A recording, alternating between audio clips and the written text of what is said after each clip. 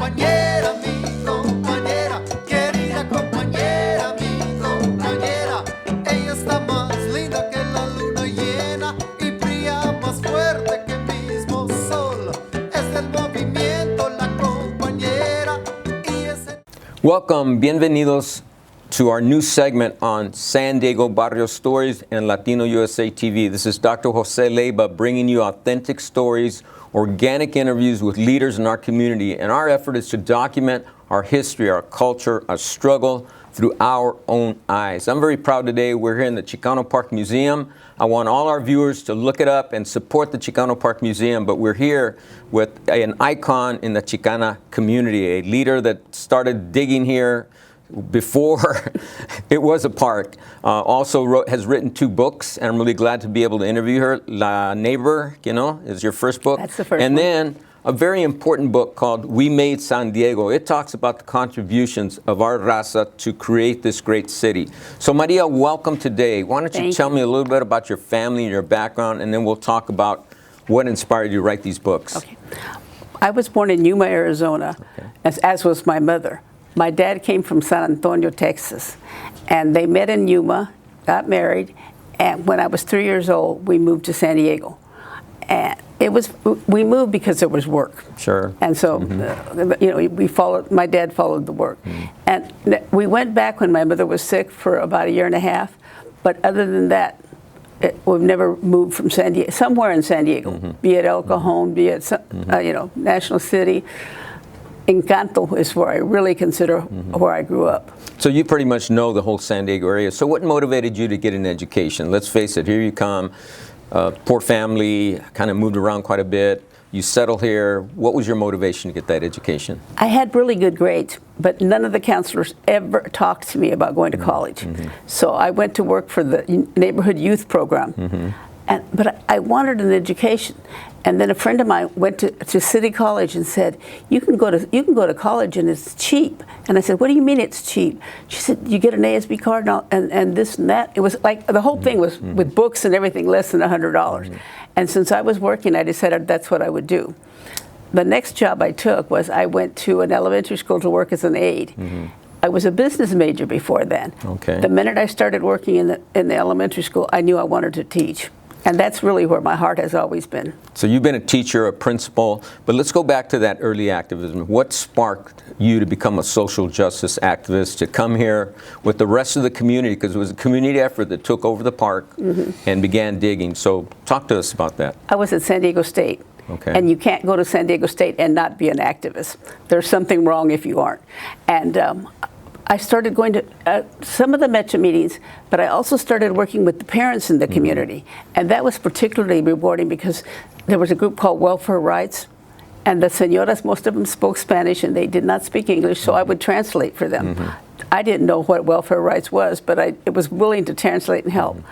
Well, when the park was and I was, if it's been picketed, I'd probably picket it here, okay? Safeway, all the great boycotts wherever. Exactly. And that same year, we took a trip to Delano when they dedicated the 40 acres. It was an old rickety bus driven by Carlos Ligrete, and we went up to dedicate it.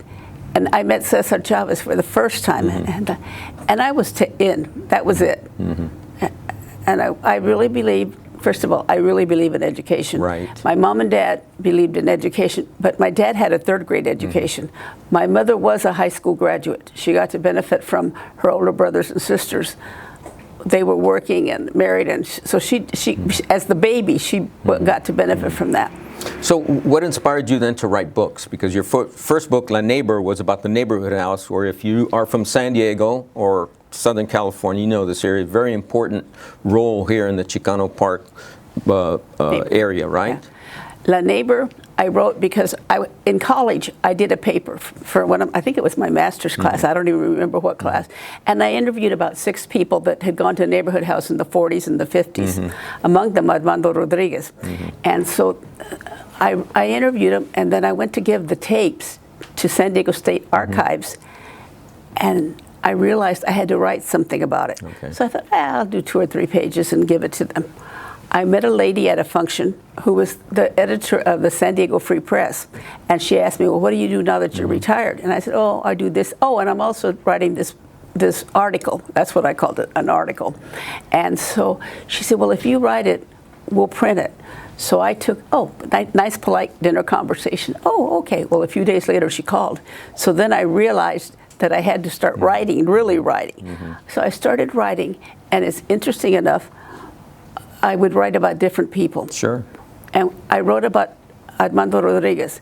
His family are family friends. So he called me when the article appeared and said, you've got to write a book.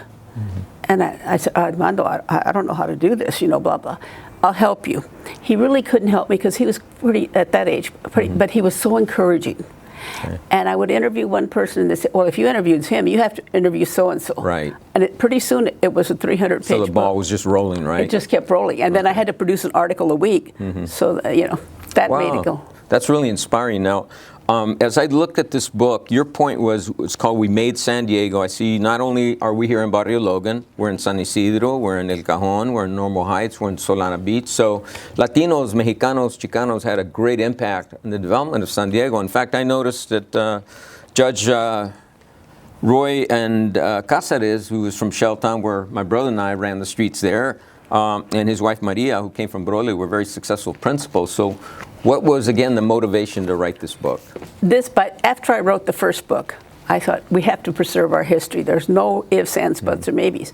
So I started writing about individuals, in the Free Press. But this time I wrote with the idea that it would be a book.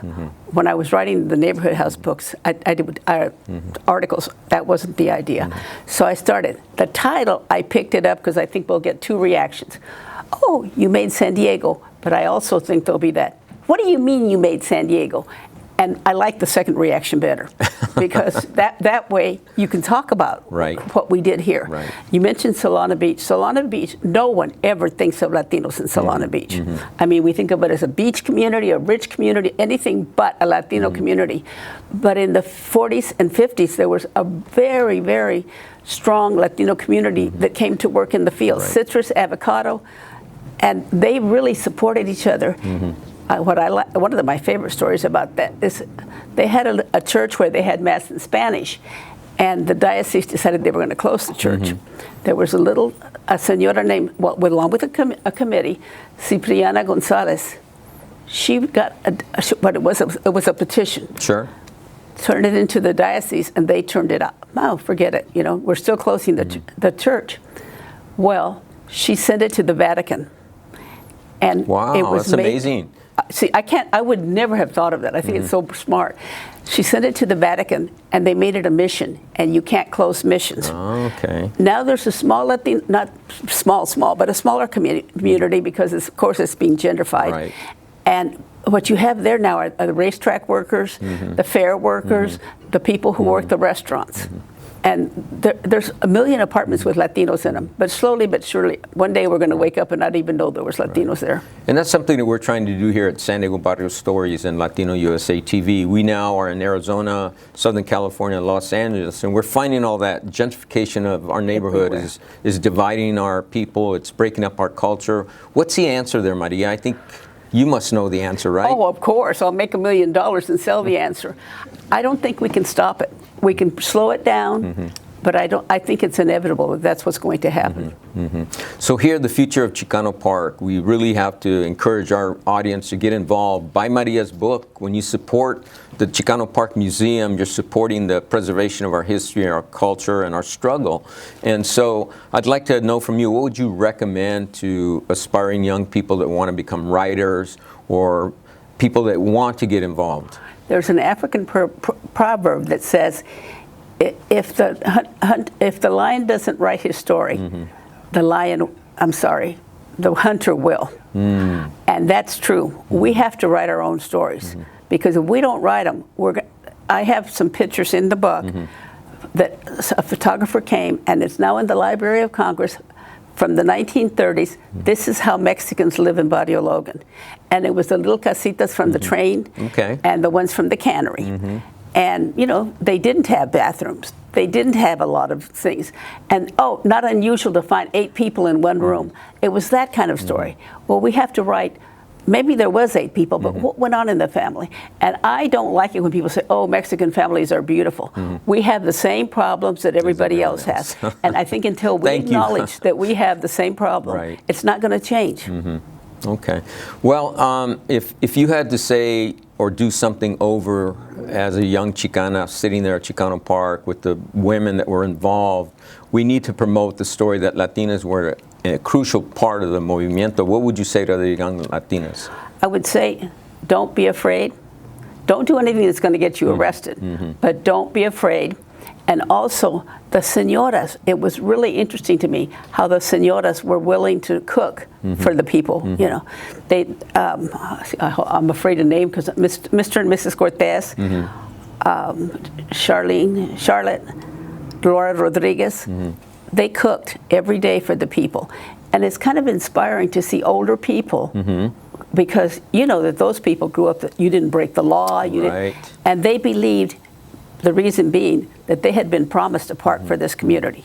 Al Johnson was on the committee that was promised a park, and then they woke up one day and they were going to build a highway patrol station here. Well, yeah, I remember that day, and so I want to appreciate and thank you so much for being here with us today. Your book's very inspiring. I'm enjoying reading this and learning about our community where I grew up. And we encourage all of our audience to come to join up with San Diego Barrio Stories Latino USA TV. Download the app, Latino USA TV, and you can see and hear these great stories that we're hearing today from a leader here in the community, Maria Garcia. Muchas gracias, Maria. Muchas gracias. Un abrazo. And as we kick off this new San Diego Barrio Stories, in the words of Selena, I'm muy excited that we are here. And so I encourage all of you to come to our website, join up, and support the struggle for the future. Muchas gracias, Dr. Jose Leyba, signing off for San Diego Barrio Stories and Latino USA TV. Adios, raza. Thank you. Okay, thank you, Maria.